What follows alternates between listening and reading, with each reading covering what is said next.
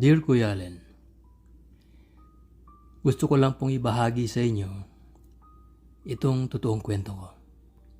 Dahil sa wakas, nangyari na din yung experience na gusto kong maganap. Ako si Arnel, 24 years old. Tipikal na lalaki, 5'6" ang height, maputi. At dahil na din sa office work kong trabaho ay medyo nag-gain din ako ng weight. Hagabol din ika nga ng marami. Nagtrabaho ako sa isang kumpanya sa Maynila kung saan isang araw nagkaroon ng 3 days training seminar sa isang kilalang resort dito sa Laguna. Masaya ako dahil tubong Laguna naman talaga ako. Nagkataon lang na pinalad akong magkaroon ng regular na trabaho sa Maynila. Sobrang ganda at lawak ng lugar. Sanay naman ako na umattend ng mga ganoong seminar, kaya halos normal na sa akin ang mga magaganap. Seminar, kain, seminar.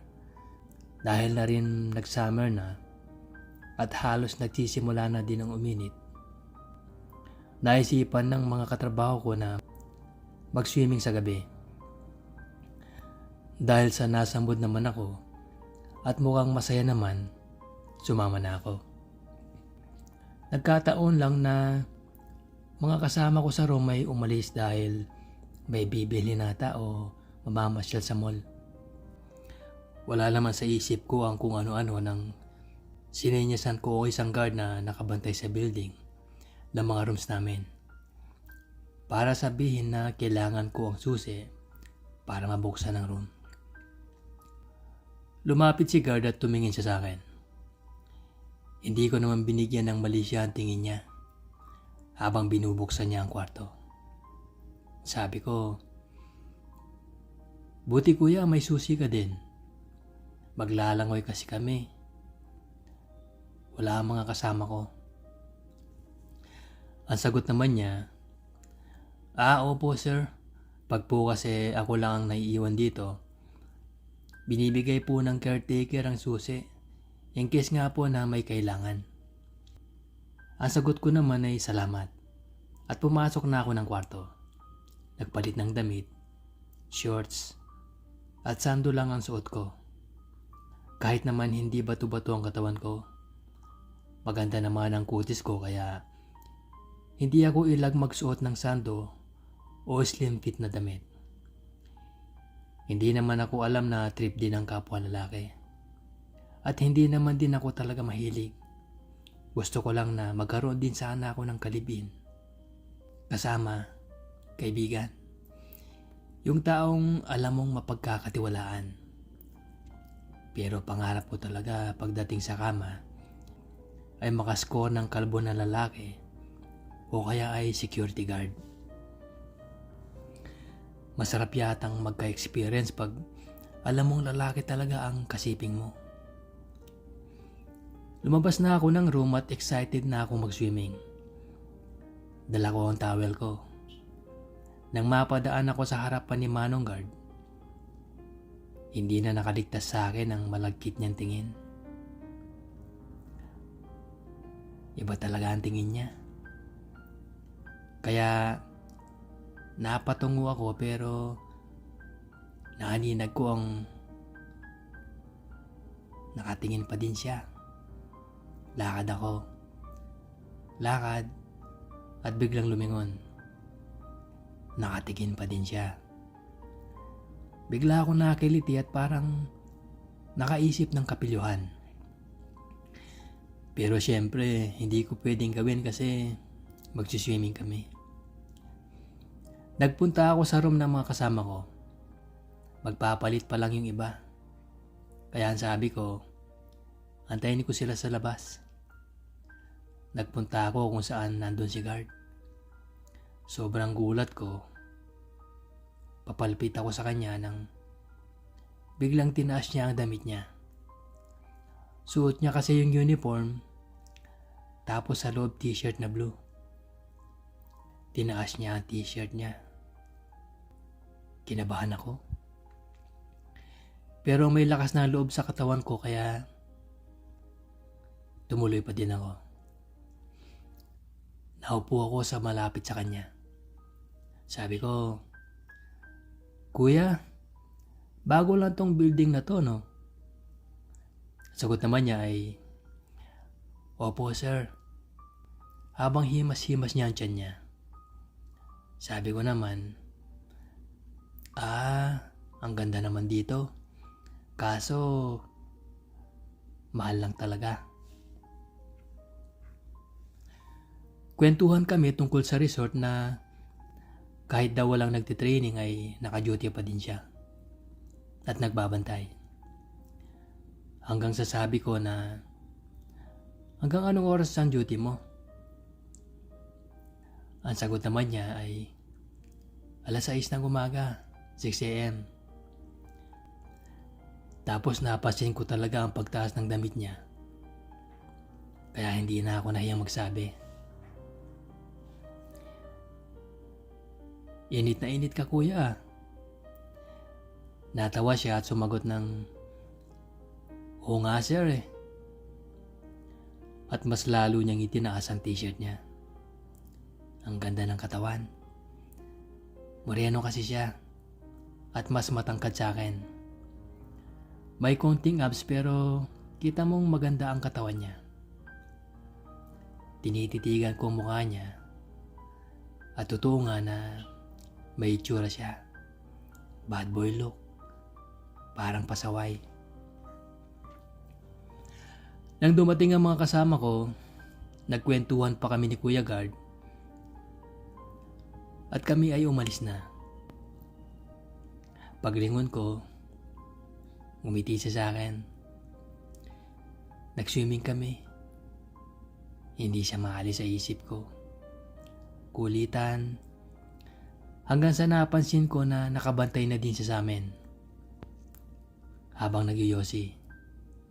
Kahit gabi na, kita ko talaga ang ganda ng tindig niya at katawan niya. Hanggang sa nag-aya na din kaming umahon. Para bukas sa aming susunod na seminar, hindi kami masyadong pagod. Naligo na ako at nagbihis. Sakto naman na tumawag ang kaibigan ko sa akin. Lumabas ako ng room at tumambay sa harap ng room ko. Doon kasi madilim sa harapan. Nakita ko si guard. May kausap na lalaki din at nakatambay sila. Nakita ko na nagtaas na naman si kuya ng shirt niya at halata mo na talagang pinapakita niya sa akin.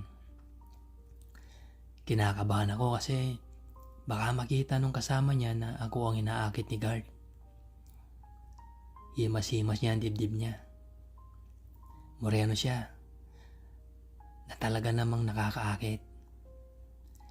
Ngiti siya sa akin at inihimas din niya ang harapan niya. Nag-assume na talaga ako na gusto din niya ako. Hanggang sa may ginawa sila ng kasama niya at umakyat sila sa second floor. Nagantay ako. Dahil sa tagal, naisipan ko na lang na itulog yun.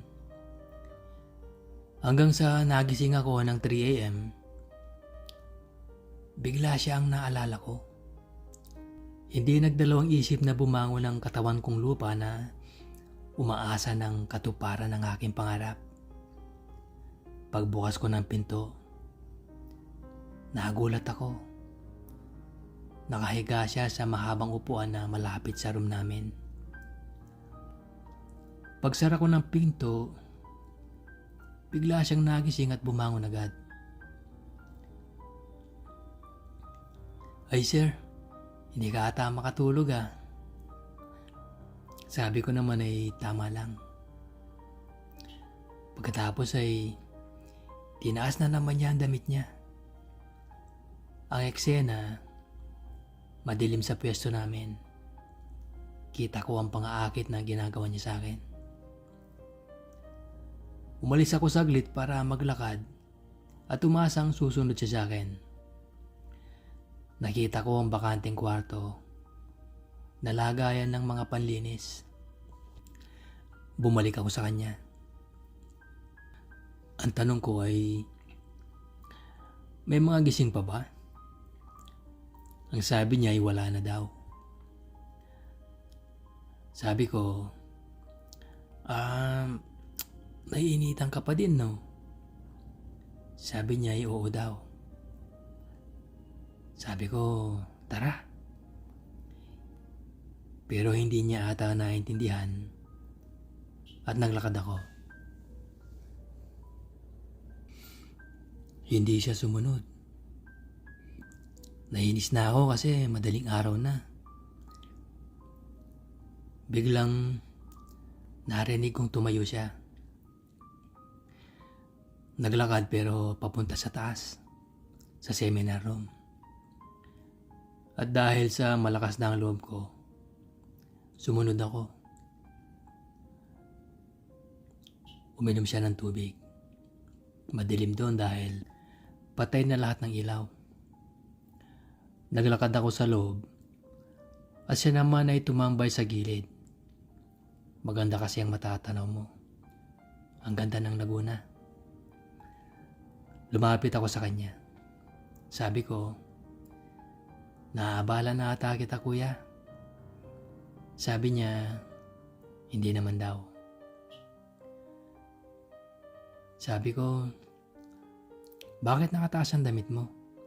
Mainit ba talaga? Sabi niya, hindi daw masyado. Pagkatapos ay nagulat ako sa tanong niya. Bakla ka ba?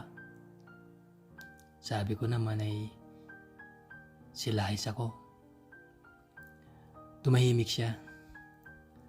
Sabi ko, ikaw ba? Lalaki daw siya. Nagtanong siya kung tagasan ako. Ba't ako nasa Maynila? Hanggang sabi niya, bakit daw ko siya napansin? Sagot ko, lagi kasing nakataas ang damit mo. Ano bang gusto mo? Sabi niya, wala naman daw. Ako daw anong gusto ko? Ang sabi ko, gusto kong matikman ang katawan mo. Hindi na ako nagbalinis talagang yun naman talaga eh. Sabi ko, lapit ka naman dito. At lumapit siya, humarap siya sa akin. Sabi ko, pwede bang hawakan ang katawan niya kung okay lang? Ang sagot niya, walang problema. Pagbibigyan ko ang gusto mo. At ngumiti ako. Hinawakan ko ang dibdib niya. Aaminin ko na first time kong ganito kaganda katawan ang nahawakan ko. Ang tigas ng laman. Ang sarap hawakan. At ngumiti siya. At senyas na parang sige na. Tumungo ako at hinalikan ang katawan niya. Pagkatapos ay sinamantala ko na ang gabing yon.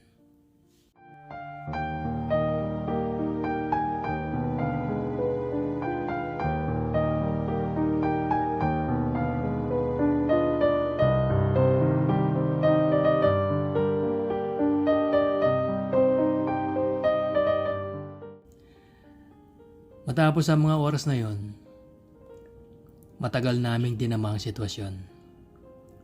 Nag-ayos kami at inayos ang mga ginamit namin. Sabi ko, Kuya, pasensya ka na sa init ko ha. Sana atin-atin na lang. Natuwa naman ako sa sagot niya. Siyempre naman, mahirap na. Baka may makaalam pa at baka maagaw ka pa sa akin. Ngumiti naman ako at tuluyan na ako nagpaalam. Pero bago ako umalis, sabi niya sa akin, "Bukas sir, alam mo na kung saan ako pupuntahan." Sabi ko, "Sige ba?" Sobrang saya ko ng mga gabing yun.